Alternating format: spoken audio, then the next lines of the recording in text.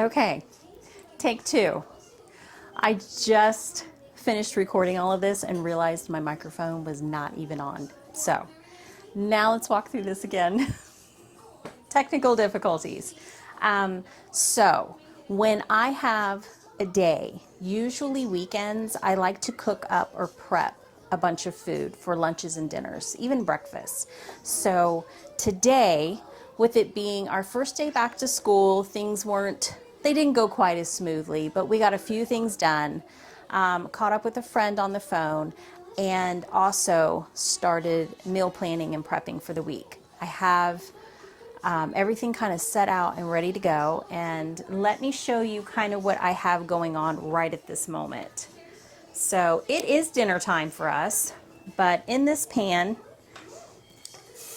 I have celery, carrots, onions, mushrooms, and chicken broth. The broth I made back in November, so I'm using up that. And then I have some chicken in the fridge that I cooked up yesterday in the crock pot. With that, this I will use for lunches and dinners. More than likely lunches. I'll be adding like rice or noodles to it for the girls for lunch. And then this is dinner tonight. I went ahead and chopped up some zucchini, and this is my regular standard zucchini boats, minus the extra mozzarella cheese because I can't have that right now. But I also had one extra pepper. I had extra stuffing left over, so I'm trying to use that up because I don't want to throw away extra food.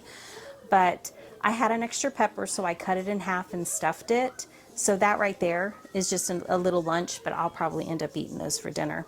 This, I had some leftover bits and pieces from a lasagna that I made. So like the noodles and the extra ricotta cheese. So I made a little mini lasagna, not enough to feed a family. It's only 2 layers, but this is perfect for the girls.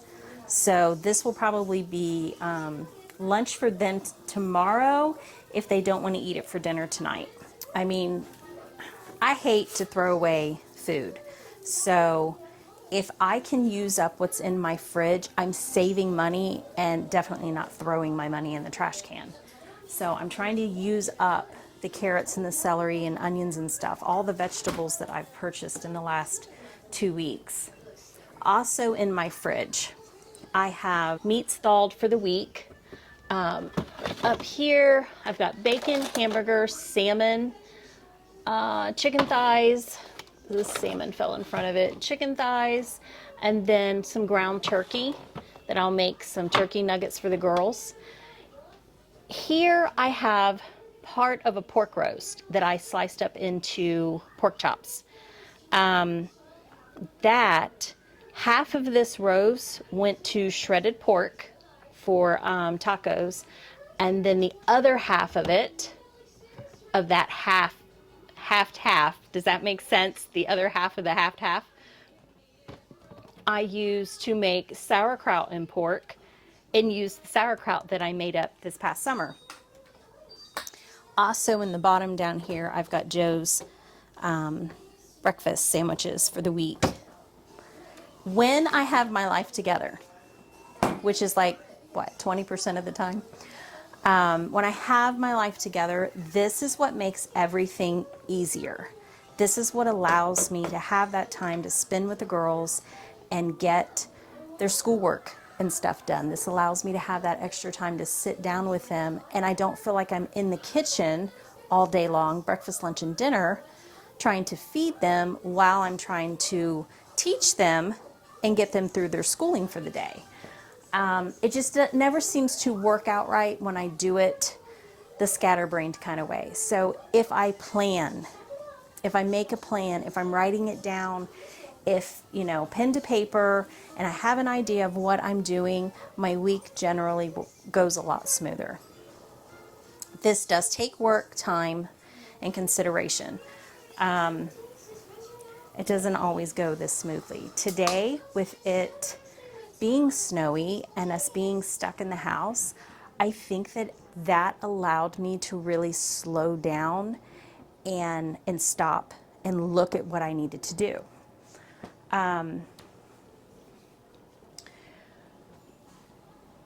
It gives me that time to think ahead.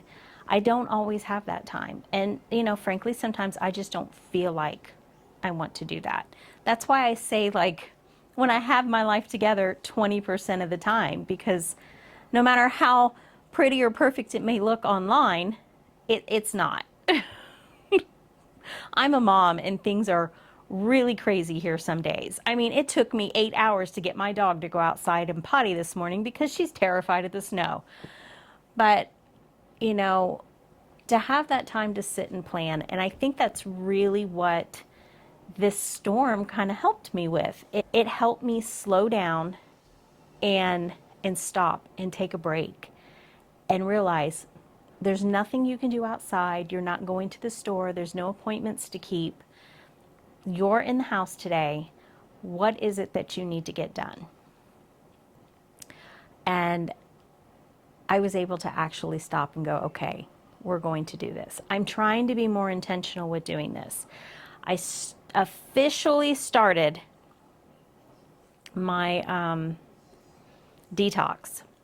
Yeah, we're going to call it detox. I don't like the word diet. Never liked the word diet. I officially started my detox January 1st. Now, I started a few days before that. After Christmas, I immediately started to remove all the sugar out of my diet. Getting off of sugar is very hard. So weaning yourself off of it, a little bit here, a little bit there, it really does help if you can just eliminate it out of your house. I do keep sugar in the house. I have coconut sugar and raw cane sugar, but I keep it in canisters in the cabinet. I'm not looking at it. I have to actually go and get it and pull it out. I keep honey in there and maple syrup and things, but things are put away. If you tend to leave things out, like candy, or, you know, if you're trying to get off of bread and you leave your bread out on the counter, it's in sight. You're just going to want to grab it. So removing the candy, getting all the Christmas cookies and everything gone out of the house, the pies are gone. That really helps. That's why I waited till after Christmas and then I started to just take things out as we were going. Now, January 1st was the official no more sugar, no more dairy, and no more starch, grains, or any kind of wheat. More of like that gluten-free thing, but really, even then, when I'm sitting down and I'm eating, if you get like gluten-free flour, gluten-free pasta, gluten-free, still, that's not a good option for me. So I just kind of remove it all together. That way I'm not looking at it, not wanting it, not craving it. That is hard to do when you have a family that can eat it. So there needs to be a little bit of self-control there. I don't like to make multiple different meals for my family, so I'm making the base to the chicken noodle soup or chicken and rice soup, whatever we're going to use it for. I will eat the vegetables and the broth and the chicken. The girls will then add noodles or rice to their bowl if they want it. They usually won't even notice. That's the great thing about it. I can just make it, and if they want it, I'll make it for them. But if they don't notice and don't ask, they're drinking the broth, they're eating the vegetables and eating the chicken. They may want like bread and butter or something that I'll make with it. But it is so dry in the house with all the heaters running. Woo! I want them to get used to it. It makes it easier on me. It's better for them because honestly, if you look at how much sugar and starch that we eat, it's like 90% of our diet. I mean, my kids could live off of cereal if I let them. So not having that option there, or, you know, that presentation of here's the noodles, they usually don't even ask. If it's not given to them, they don't know, oh, well, I wonder if I could ask mom to make me some noodles. If they ask, I'll make them. You know, they don't eat a lot of it anyways because it's not our standard diet. But it does make it easier. I've tried to do the multiple meals, and I thought I was going to lose my mind. I felt like I was spending more money. I'm making 2 and 3 different meals, and I have more leftovers in the fridge, and stuff was getting thrown away. And I mean, really, I felt like I was going to lose my mind. I hated cooking. I didn't want to do the diet. It was just, too much. So I like to be able to make a meal that we can all eat. But aside from the craziness of that, I am doing this detox. If you guys want to jump in and do this detox with me, you are more than welcome. I'm going to share breakfast, lunches, and dinners that I'm making throughout the month. And technically, I mean, this is permanent. That's why I don't like the word diet. Diet is temporary. This is a lifestyle. This is something that you do and you commit to and you stick with it. I am hoping, I already feel better. The body aches have improved. They're still there, but the body aches have improved. The bloating is kind of subsiding in the stomach. I'm still uncomfortable, but it is getting there. The headaches are gone. That's great. You know, when you start to do a detox, you usually end up with a headache that lasts for about 3 or 4 days. The headache's gone. I'm off of caffeine now. Off the sugar, off dairy, but you know, there's a process, and it is hard. Wow, is it hard? But when you start to do these things, you begin to notice the changes. Let's see, today is the 6th. I'm 6 days in. I now have my energy back. Yeah, I would say that's probably quicker than most people might feel, but I've done this before, and I already don't eat a lot of sugar and starch and things, but I love coffee. And I mean, I was hitting the coffee hard, 4 and 5 cups a day, lots of cream, and it doesn't matter if you're doing milk, heavy whipping cream, half and half, however you're doing it, skimming the cream. And this is what got me. We get raw milk from up the road. I was skimming the cream off the top of it and putting it in my coffee. Oh my God, destroying my stomach. I don't think I've ever really had a problem with dairy, but I'm getting older and things seem to be affecting me more. Oh my goodness, I have to get a drink of water. With running all these mini splits, it is drying everything out. My skin is dry. My sinuses are dry. My eyeballs are dry. Everything's dry.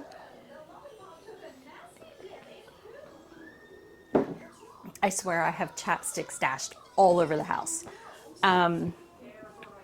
But definitely, if you want to do this, if you want to, you know, take a stab at it, I will be happy to walk with you on this journey and encourage you along the way. It is not for the faint of heart. Absolutely not. When you remove things from your diet completely that you have eaten all your life, it is hard, but it's so worth it. It's more than worth it.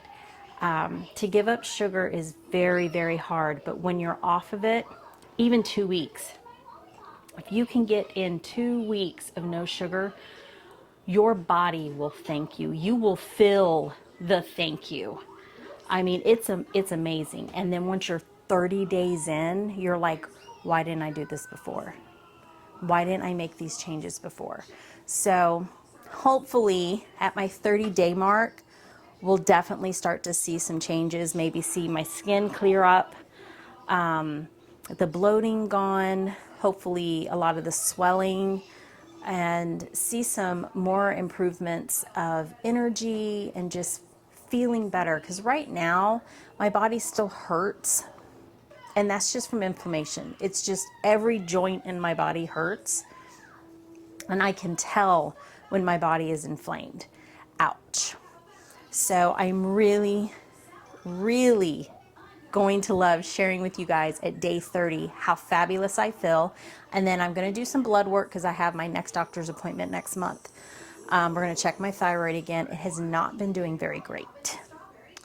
Not at all, because I have been eating really, really bad. Not doing what I should be doing. So my thyroid is paying for it.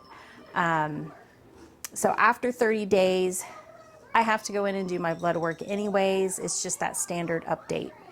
I will probably, it's going to feel like a setback. They're probably going to have to up my dosage from 100 to 150 or maybe 125. I think 150 was too much last time.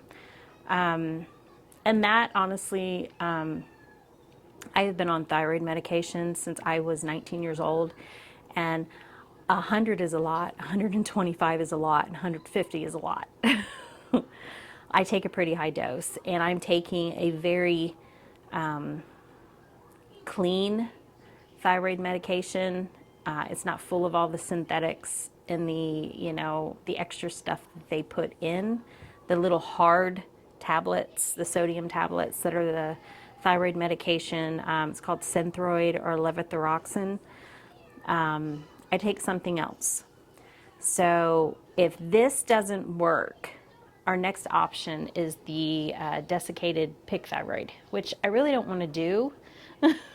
It's really expensive, but there's also the people who make it, at least acquire it and prepare it and make it and stuff. There's been a lot of controversy within the companies of them getting the dosage right, and I shouldn't have read into it, but I did. If I'm going to put it in my body, I'm going to read who's making it and what are you doing with it. But that's for another day. So I'm pacing around the house and I'm probably making you guys dizzy. I've got a lot of my energy back, so maybe my ADD will kind of like, ooh, just a little bit. But guys, I want to thank you. Thank you so much for coming and hanging out with us today, enjoying the snowy weather. And I really hope that we can share many more days together. So guys, as always, I thank you for joining me on my journey, and I bless you on yours.